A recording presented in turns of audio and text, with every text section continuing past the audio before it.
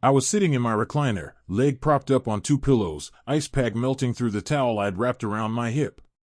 Surgery will humble a man, especially at 71. You move slower, breathe heavier, and every sound in your own house feels louder than it used to. The afternoon sun was coming through the blinds, warm and soft, and I was just starting to drift into one of those light post-surgery naps when I heard heels clicking across my hardwood. Sharp, fast, impatient. That was Tiffany. She never walked, she announced herself. I kept my eyes half closed, thinking she was just grabbing something from the kitchen. But then I heard her voice. Ugh, this lighting is terrible. These curtains have got to go. I opened my eyes, just a little. She had her phone up, scanning my living room like she worked for a real estate show. Moving my family pictures to the side. Tugging at the throw blanket my wife crocheted years before she passed. Taking photos from every angle. Then she said it, the line that pulled me straight out of my drowsiness. We're selling this house tomorrow. It'll look so much better without old people cluttering it up. Just like that. Not whispered. Not slipped by mistake. Said with full confidence, like she believed every word belonged to her. I didn't move. Didn't blink. Didn't give her the satisfaction of a reaction. Because when a grown woman lets something that ugly come out her mouth, she's already shown you exactly who she is, and you don't need to argue with truth. Tiffany kept pacing, snapping pictures, humming to herself like she'd already been paid. Marcus, she yelled toward the hallway. Tell your dad to stay in his room or go sit on the porch when the buyers come. I don't want him scaring anybody. My own house. My own living room. My name on the deed. And I was being told I should hide like some kind of inconvenience. Marcus stepped into view, eyes low, voice soft. Tiff, just calm down. But she didn't calm down. Not even close. She walked right up to my recliner, phone still in her hand. Henry, don't worry, she said with a smile that wasn't a smile. We'll get a good price for this place. You won't have to lift a finger. I looked at her. Just looked. And in that silence, something in me settled. Not anger. Not fear. Clarity. If she wanted to try and sell my house, I was going to let her try. Before all this foolishness started, my life was quiet in the kind of way a man learns to appreciate after he's seen enough storms. I'd gotten into the habit of waking up before the sun, even after retiring. Old bus drivers keep the schedule in their bones. I'd shuffle into the kitchen, start the coffee pot, and stand there listening to it drip while the house warmed up for the day. This home has a heartbeat, the hum of the fridge, the creak in the hallway I never bothered to fix, the way the wood floors respond to the first steps of the morning. My wife, God rest her soul, used to call this place our anchor. Everything we built from here. Sunday dinners, birthdays, arguments, reconciliations, all of it lived inside these walls. I still wipe the counters the way she liked them done. Still keep her plants by the window where she said they could talk to the sun. Life didn't feel heavy until this year. The hip started to go bad in small ways at first, stiffness in the morning, a little extra pain going up the porch steps. I ignored it like most men do. But eventually it stopped being something I could walk off. That's when Marcus stepped in. Dad, you gotta get it checked out, he said. We can help. I admit, hearing we should have told me something. Tiffany rarely offered help without a price tag attached. But at the time, I pushed the thought aside.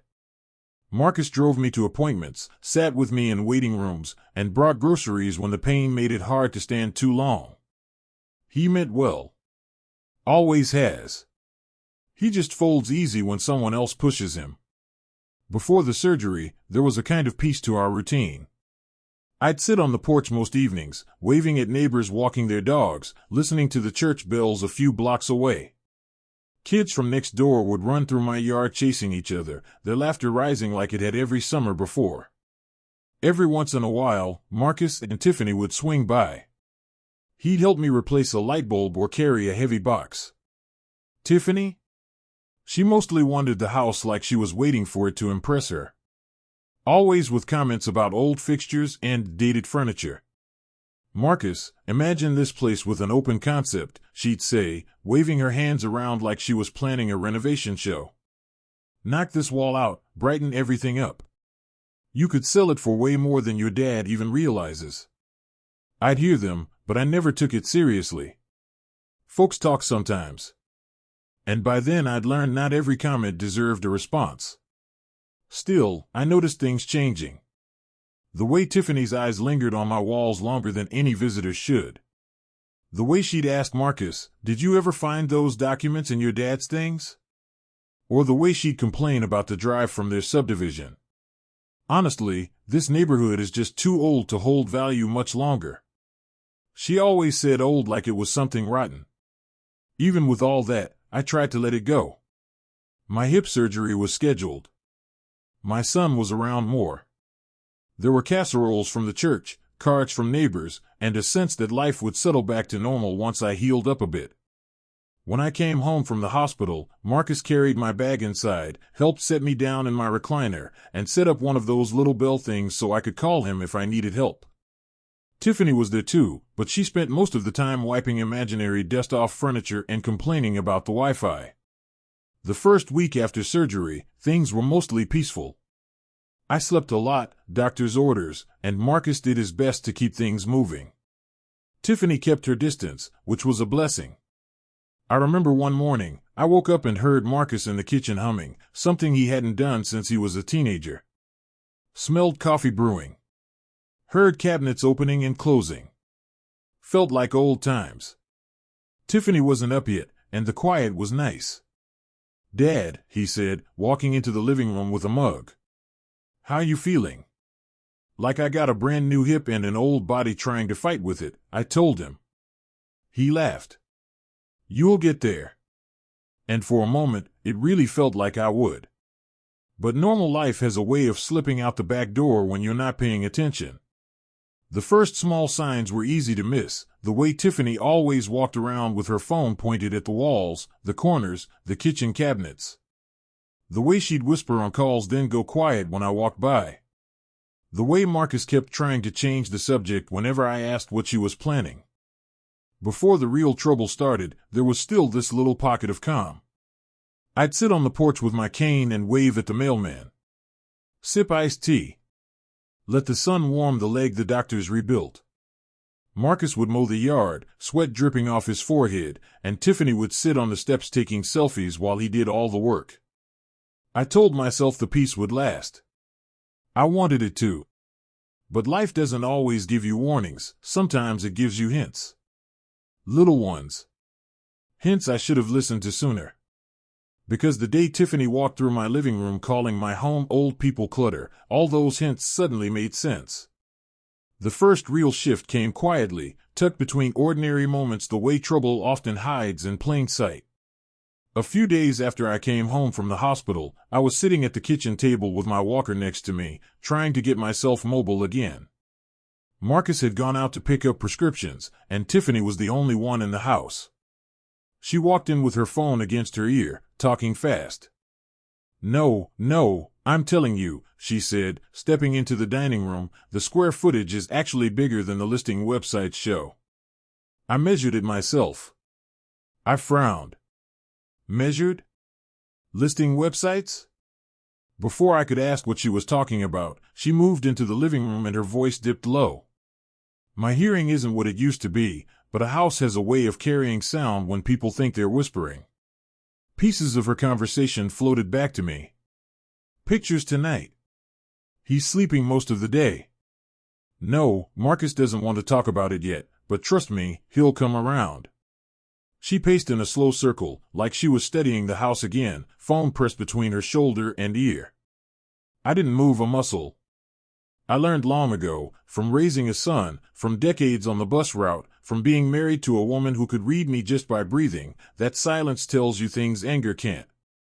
Later that afternoon, while Marcus helped me shift into the recliner, Tiffany appeared again with her phone in her hand.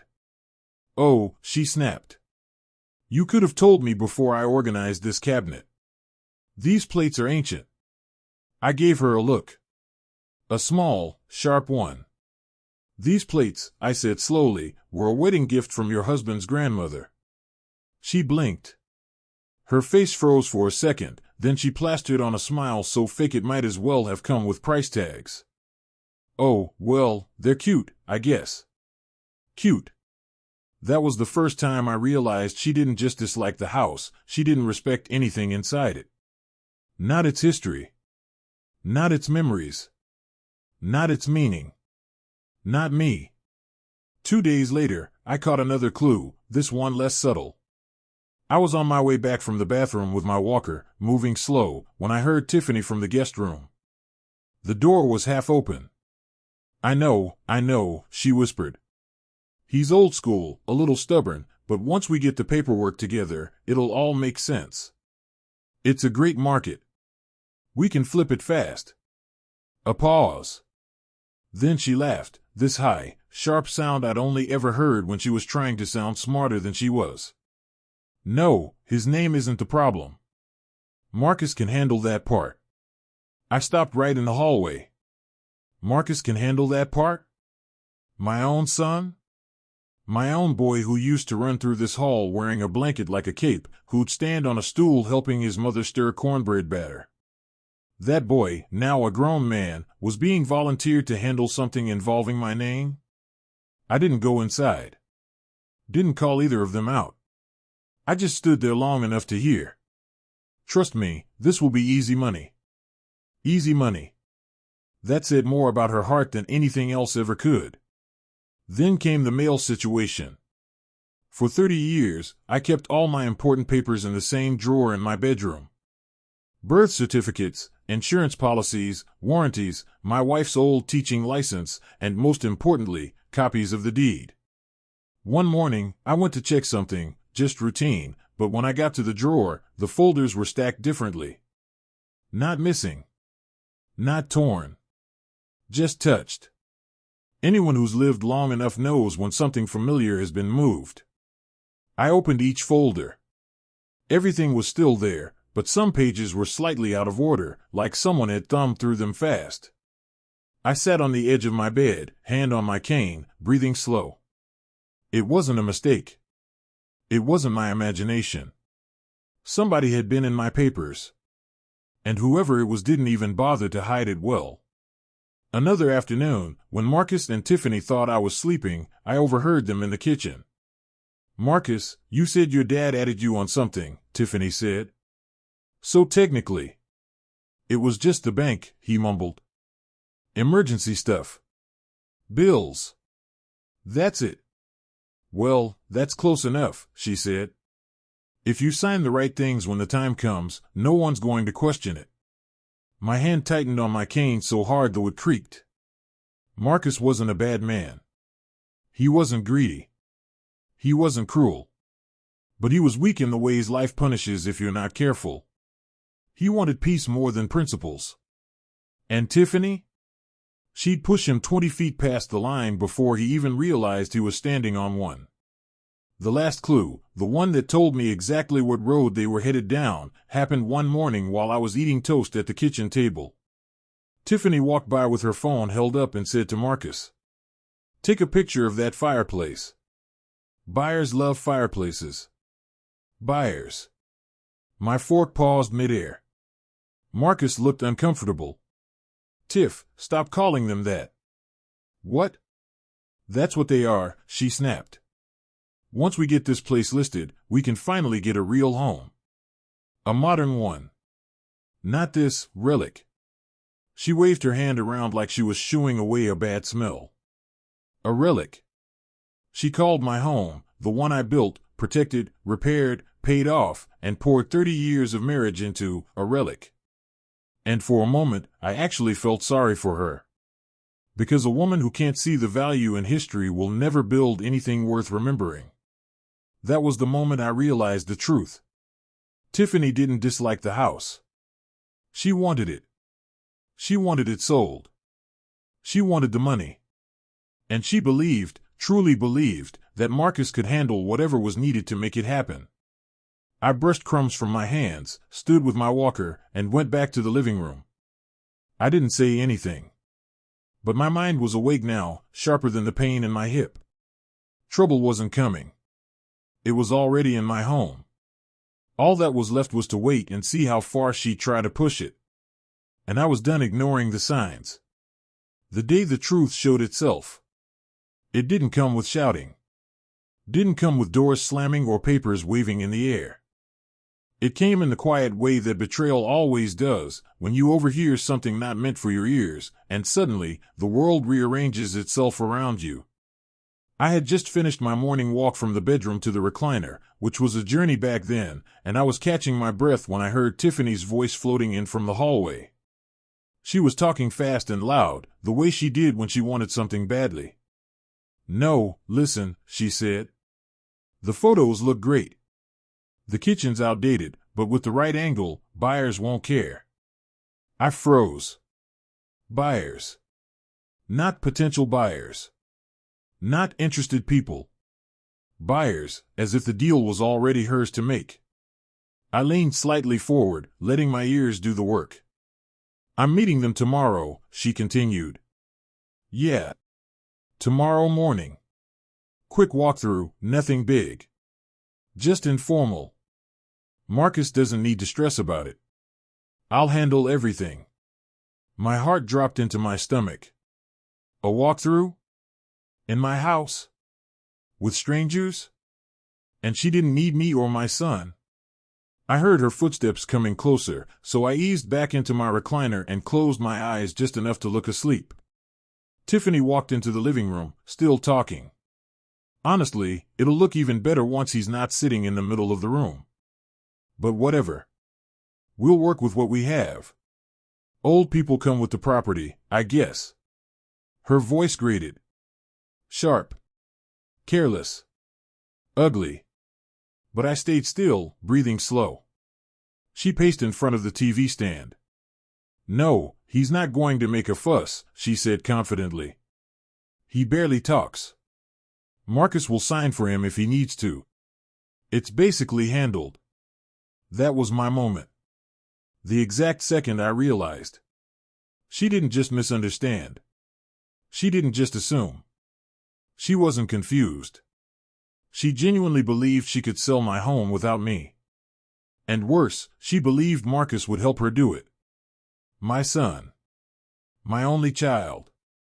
The boy who used to run to the door when I came home from work. The man I taught how to cut a lawn, change a tire, hold himself responsible. That man was letting someone drag him into something that could ruin us both. Tiffany kept talking. "After we close the sale, we can finally get out of that starter house. This will be the boost we need. I swear, the neighborhood is ancient. This feels like charity work. Ancient. Charity." She talked about the home I bought with overtime hours and prayer like it was a donation box. I waited until she walked off to another room, voice fading. Then I took a deep breath and stood up slowly, the pain in my hip reminding me I wasn't the man I used to be, but my mind was sharper than she'd ever give me credit for. I walked, step by step, down the hallway. Marcus's voice was coming from the kitchen now, low and anxious. "Tiff, we can't just do stuff behind his back," he said. "He's awake more than you think." "He's recovering," she said, brushing him off. "And he trusts you. That's why you're signing things." "I'm not signing anything," he said, but the tone in his voice wasn't strong, it was shaky, unsure. "Oh, please," she snapped. "You're already on one of his bank accounts. Once the paperwork moves forward, it's basically the same thing." "It's not," he whispered. "It is," she insisted. "You need to stop freezing up every time responsibility shows up." That line hit me. Responsibility. Responsibility? The only reason that boy had clean clothes, a warm home, and a college fund was because his mother and I sacrificed for decades. And now Tiffany was telling him responsibility was signing away my life's work? I stepped closer to the doorway to hear more. Tiffany sighed loudly. "I'm telling you, Marcus, your father will be fine. We'll get him into a nice assisted living place. Something small. Something appropriate. He can't take care of himself forever, and this house is too much for someone his age. Assisted living. She said it like she was picking out curtains. Marcus didn't respond. That silence hurt more than anything he could have said. Later that afternoon, I heard the conversation that changed everything. I was making my slow way down the hallway when I heard Tiffany on speakerphone, her favorite way to talk, because it made her feel important.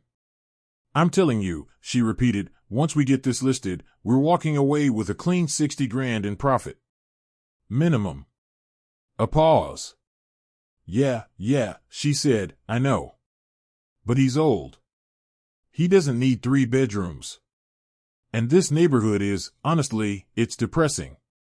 He'll be happier in a smaller place. I leaned against the wall. My hand shook on my cane. Not from weakness, from insult. She walked past me without noticing I was there, still talking. And be real, she said to whoever was on the phone. This house will look better without old people cluttering it up. Buyers love open space. Old people cluttering it up. Twice in 1 week. I didn't say a word. Didn't need to. The truth had arrived, plain as day. She didn't see me as family. She didn't see me as a man. She didn't see me as anything but an obstacle between her and money. That night, after they thought I'd gone to bed, I heard one last piece, the one that removed all doubt. Tiffany's voice again. Marcus, come on. Your dad's not going to live forever. And when he's gone, this house is just gonna sit here collecting dust. Stop, Marcus said quietly. No, you stop, she shot back. Grow up. This is the responsible thing to do. You think he wants this place to fall apart after he dies? We're helping him. Helping him, he said, his voice cracking. Yes, she snapped. And whether he knows it or not, we're selling this house. I stood there in the dark hallway, listening to my son get steamrolled by the woman he married. Listening to the woman he married talk about my death like it was her retirement plan. My mind went quiet in a way that only comes with age and disappointment. A younger man might have shouted. A younger man might have slammed doors. But I'd lived too long to let anger lead me. Anger is loud. Clarity is quiet. And what I had in that moment was clarity. I went into my bedroom. Closed the door. Sat on the edge of my bed. Took my phone out of the drawer. And I called my lawyer. When Linda picked up, her voice was steady as always. Mr. Cole, how are you feeling? I swallowed. Tired, I said. And needing some advice. What's going on? She asked. So I told her. Not everything, not the hurt or the disrespect, just the facts. That Tiffany was taking pictures. That she had buyers coming. That she was talking like she owned the place. That my son wasn't stopping her. Linda went quiet for a moment, then said, Henry, they can't sell your home without your signature. You are the sole owner. No one can touch this property. And your son being on your bank account doesn't change the deed. I let out a breath I didn't realize I'd been holding. I figured, I said. But I needed to hear it. What would you like to do? She asked. I looked around my bedroom, the pictures of my wife, the dresser we bought second-hand but refinished together, the curtains she sewed during her last healthy summer. Let them try, I said. Linda paused. Are you sure? Yes, I said. I want you here tomorrow morning when they bring whoever they think they're selling this house to.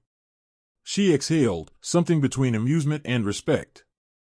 All right, she said. I'll be there. And that was it. I hung up the phone. Turned off the lamp. Lay back slowly and stared at the ceiling. The betrayal had shown itself. But for the first time since my surgery, I felt steady. Clear. Ready. If Tiffany wanted to play homeowner, I was going to let her play until the credits rolled. And I'd be sitting front row when the truth caught up with her. When morning came, I moved differently. Not faster, my hip still reminded me with every step that I had stitches holding me together, but with purpose. There's a steadiness a man earns after 7 decades of life. When betrayal hits him, he doesn't slam doors or throw plates. He breathes, studies, and moves with intention.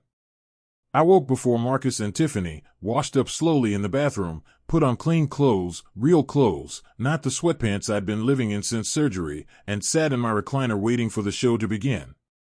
I even shaved. I wanted my face to be clear when the truth hit them. Tiffany was the first to come downstairs. She was wearing a blazer. In my house. At 9 in the morning. That alone told me everything I needed to know. "Oh," she said, startled. "You're up." "I am," I said. "Great," she continued, switching to her pleasant but it's fake voice. So the house needs to look clean and open today. The couple touring it is up and coming, very modern, very into minimalism. So if you could just, maybe sit outside for a while? They shouldn't be long." She said it the way somebody talks to a stray dog blocking the driveway. I didn't respond. Didn't even blink. Marcus came down next, shirt tucked in, face tight. He looked at me, then at Tiffany, then back at me again, like a man standing on a bridge that's cracking beneath him. "Dad," he said softly, "I think maybe it'd be easier if you rested in your room. Just while they come by." I studied him for a moment. Not angry, not hurt, just taking measure of who my son had become under the weight of someone else's ambition. "I'll be right here," I said. Tiffany rolled her eyes like a teenager denied the car keys. "This is going to make everything awkward," she muttered. I let her talk. Arrogance doesn't need an audience. It will reveal itself no matter who's listening. About 30 minutes before the buyers were due, I saw Tiffany wiping down the kitchen counters like she was polishing a museum. She moved my wife's ceramic vase out of the way without a second glance. She kept rehearsing her introduction. "Hi. I'm Tiffany. Welcome to our home. Our home. Our home." She practiced it like she was warming up for an audition. I just sat there, hands folded, listening to her rehearse ownership. Marcus paced back and forth near the stairs, rubbing his forehead. He wasn't built for lying, not deep lies. They sat heavy on him. But he didn't have the backbone to stop any of it. And Tiffany? She had enough want in her voice to drag 10 men with weaker wills behind her. I didn't judge him. Weakness isn't a crime. But surrendering to someone else's greed, that's a different conversation. At 10:02 a.m., the doorbell rang. Tiffany gasped, literally gasped, like she'd been waiting for Santa Claus. She straightened her blazer, patted her hair, and shot Marcus a sharp look. "Remember what we practiced," she whispered. He nodded, swallowing hard. I shifted in my recliner. My cane leaned against my knee. My lawyer's business card sat in my pocket. I was ready. Tiffany opened the door with a too bright smile. "Hi. Welcome to our lovely home," she chirped. A man and woman stepped inside, mid-40s, well-dressed, polite expressions. Their teenage daughter followed behind, looking bored but curious. The real estate agent trailing them carried a tablet and a professional smile. The Harises. I'd spoken with the agent on the phone last night, after Linda reached out to her, just to give her a heads up that there might be a situation. When their eyes landed on me sitting in the living room, the wife instinctively hesitated. "Oh. I didn't realize," she began. "Oh, don't mind him," Tiffany cut her off with a laugh. "He's my father-in-law. He's just staying with us while he recovers. He'll be out of your way." The buyers exchanged a quick glance. I didn't move. Didn't smile. Didn't explain. Tiffany moved past me like I was a coffee table, pointing out the hardwood floors, the natural light, the potential for remodeling. "We've lived here for years," she said. A lie. Straight-faced. Practiced. Marcus walked behind her like a ghost, chiming in only when she elbowed him. I waited until the agent reached into her bag. "Actually," she said gently, "could we talk a bit about the deed before we—" "Already handled." Tiffany sang. We're just doing a quick informal look today. Everything is already in motion. In motion, the agent repeated cautiously. I saw it, the flicker in her eyes, the sign of a professional realizing she'd stepped into something she didn't want to be part of. And that's when the front door opened again. Linda stepped inside, wearing a dark suit and carrying a folder. Calm. Professional. Precisely on time. Good morning, she said, her voice steady. I'm Linda Hayes. Mr. Cole's attorney. The room froze. Tiffany's fake smile snapped like a cheap necklace. Marcus looked like someone had unplugged him. The buyer straightened, instinctively stepping to the side. The agent let out the smallest relieved breath, like she'd been waiting for someone to pull the fire alarm. Linda walked over to me and placed a hand briefly on the back of my chair, not for show, just acknowledgement. Then she looked directly at Tiffany. I understand you're presenting this property as your own, she asked. Tiffany laughed, high-pitched and shaky. We're handling the sale, yes. You? Linda asked. Or Mr. Cole? Us, Tiffany insisted. This is our house. Linda opened the folder and pulled out a copy of the deed. This home, she said clearly, belongs solely to Henry Cole. It has never been transferred. It has never been co-owned. No power of attorney exists. And no one other than Mr. Cole can authorize a showing, listing, or sale of this property. Silence. Deep, thick silence. The kind that burns the skin. The buyers looked between Tiffany and me with wide eyes. The teenage daughter whispered, Mom, what the heck? The agent took 2 steps back, like she didn't want any legal fallout landing anywhere near her shoes. Marcus closed his eyes. Like he was bracing for a wave he knew he invited and still couldn't handle. And Tiffany? Her face flushed, red from the collar to the hairline. She stammered, we were just helping. I mean, he's old. He needed help. Right, Marcus? Marcus didn't answer. Not one word. Linda closed the folder. This, she said calmly, is a legal violation. And I suggest, for your own sake, that you stop speaking before you complicate your situation further. The buyer slowly turned toward Tiffany, waiting for her to salvage the moment. But she couldn't. Because there was nothing left to salvage. They apologized to me, the man sitting in the chair she wanted me to hide in, and the agent escorted them out quickly. The door shut. The house went quiet. Tiffany turned to me with the beginnings of anger on her tongue. But before she could speak, I lifted one hand, just one, and she fell silent. We'll talk later, I said. Not now. And she knew, from my voice alone, that her day wasn't going to get any better. The moment the door closed behind the Harris family, the whole house felt different. Not quieter, heavier. Like all the air that Tiffany had been stuffing with her big plans suddenly collapsed in on itself. She stood by the door frozen in place, chest rising and falling like she'd just run a mile she wasn't trained for. Her blazer looked too tight now, like confidence had been the only thing holding it together. Marcus leaned his back against the wall, eyes on the floor. He looked like a kid who got caught cheating on a test he didn't even study for. Linda didn't move. She just stood beside my recliner, hands clasped, waiting. Lawyers know when truth needs space to settle. And me? I sat there in my recliner, exactly where Tiffany wanted me to disappear from. But suddenly, I was the only person in that room who didn't look small. Tiffany finally broke the silence. What was that? She hissed. Why would she, this whole thing wasn't supposed to. Linda cut her off, voice steady and cold. Mrs. Cole, you arranged a property showing without authorization. You misrepresented ownership. You made verbal claims of authority you do not possess. And you attempted to present this home as yours.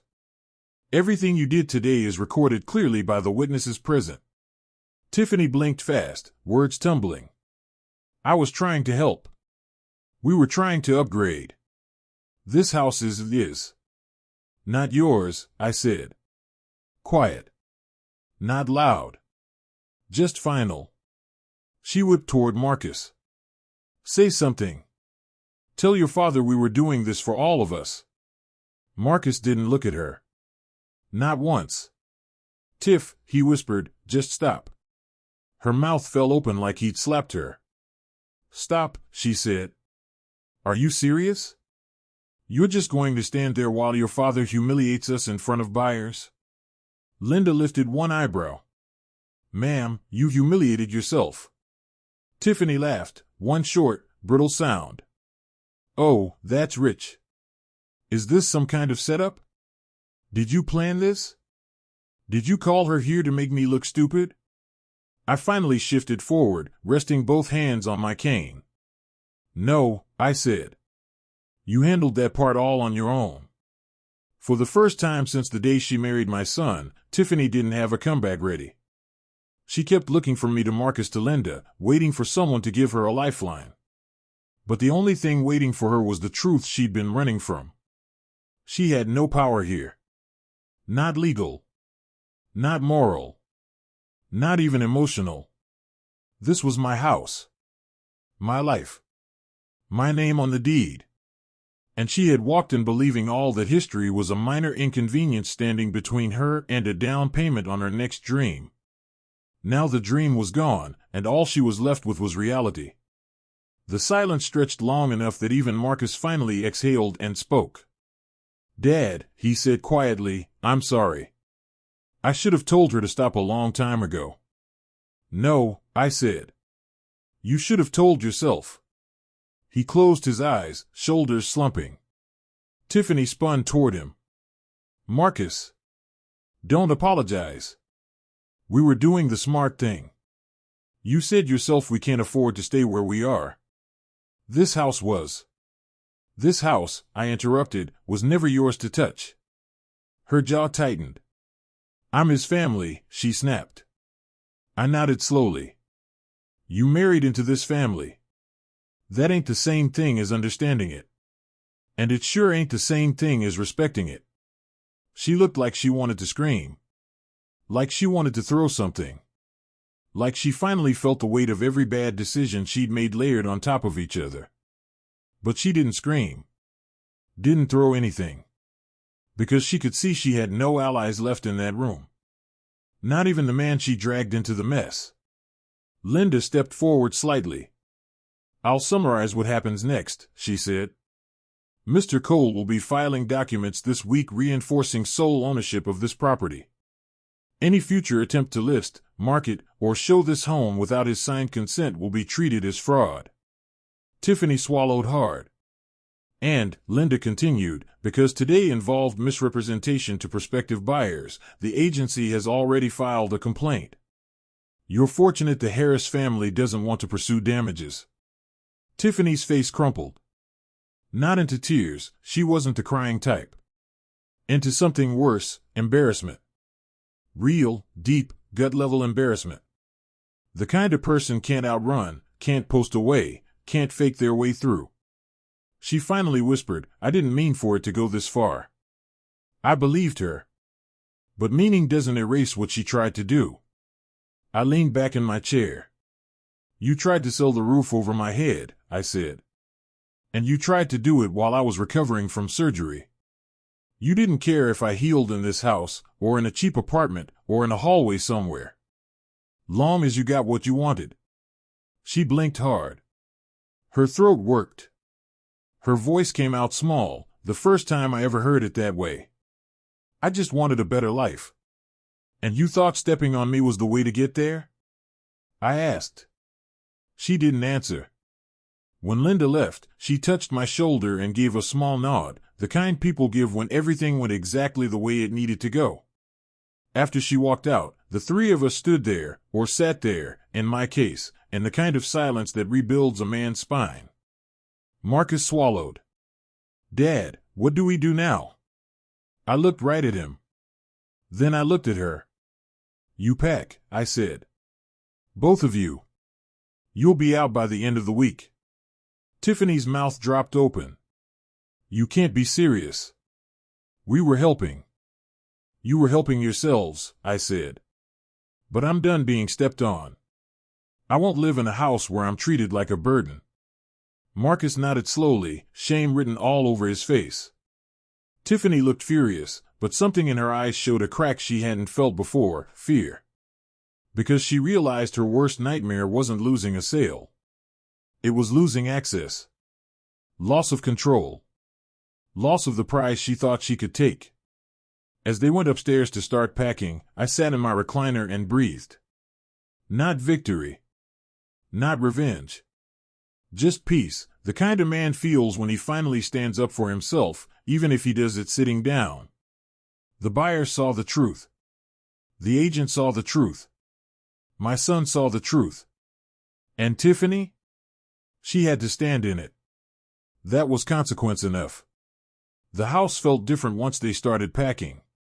Not lighter. Not happier. Just honest again.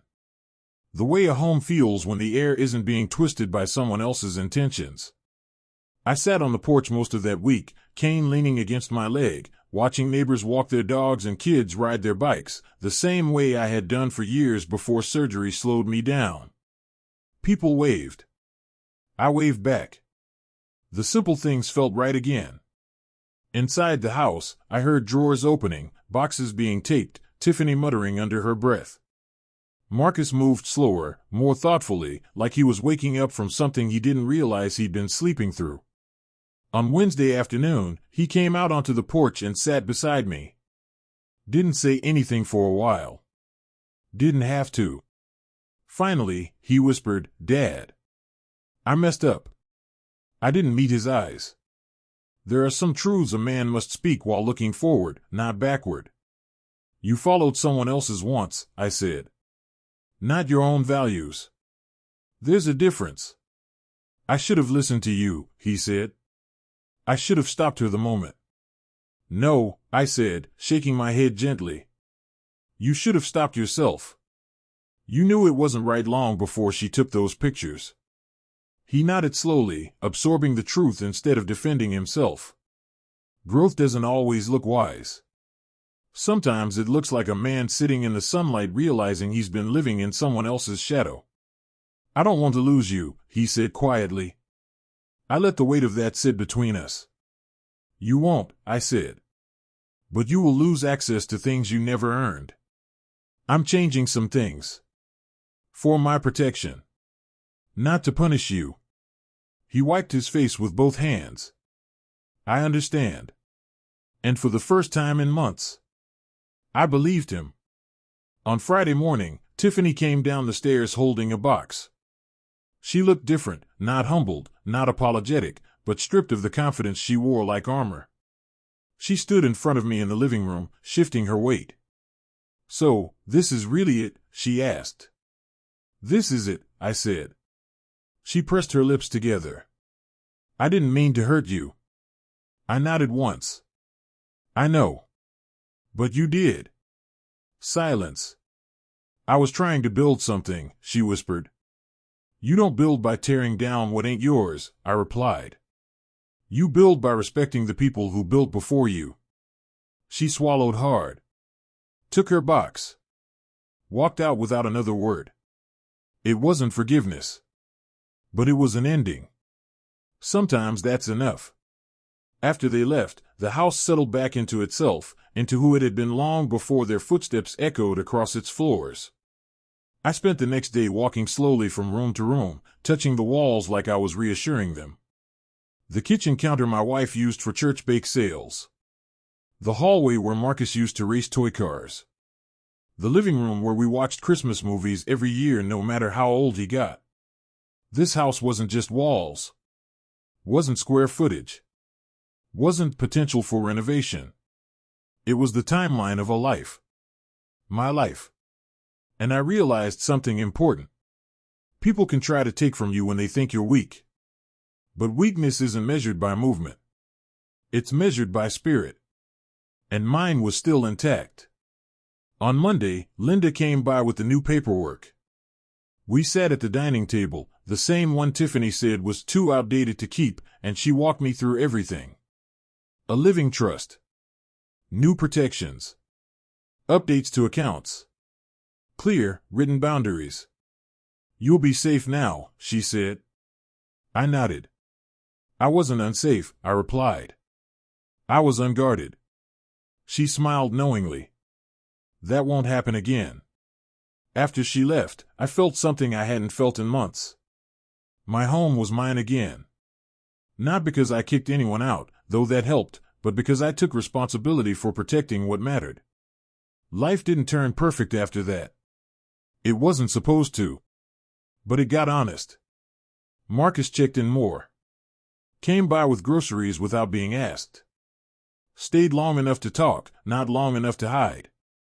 He apologized again, not with words, but with consistency. And me? I kept healing. Kept walking my slow laps around the house.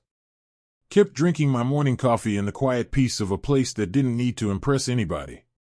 Healing didn't come all at once. It came in small moments. The sound of my cane tapping along the hallway. The breeze through the porch screen. The knowledge that my wife would have been proud I held the line without letting anger lead me. And that was enough. I'm sitting on my porch as I tell you this, sunlight hitting the railing the same way it did 20 years ago, when my wife used to bring out iced tea and tell me I worried too much. She was right back then. But today?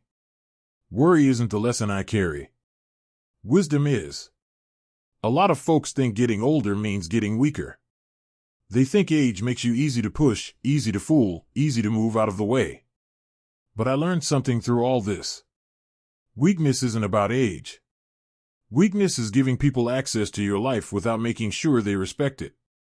I let Tiffany walk around my home like she owned it. I let Marcus shrug his shoulders instead of standing up straight. I let silence do the talking a little too long. But when the time came, I didn't yell. I didn't fight. I didn't throw a fit. I stood my ground the way an older black man learns to do, calmly, legally, with a quiet strength no one can take from you. And now my home is still my home. My peace is still my peace. My dignity never left this porch. So let me ask you something, truth to truth. Have you ever had someone try to take something from you just because they thought you were too tired, too old, or too quiet to fight back? Tell me in the comments. I read them. All of them. And if my story spoke to you, if it reminded you of your own battles, or if it put a little strength back in your spine, then don't forget to subscribe, drop a like, and share this video so more folks can learn how to stand firm without raising their voice. Because sometimes the strongest thing an old man can do is stay seated, stay steady, and let the truth speak for itself.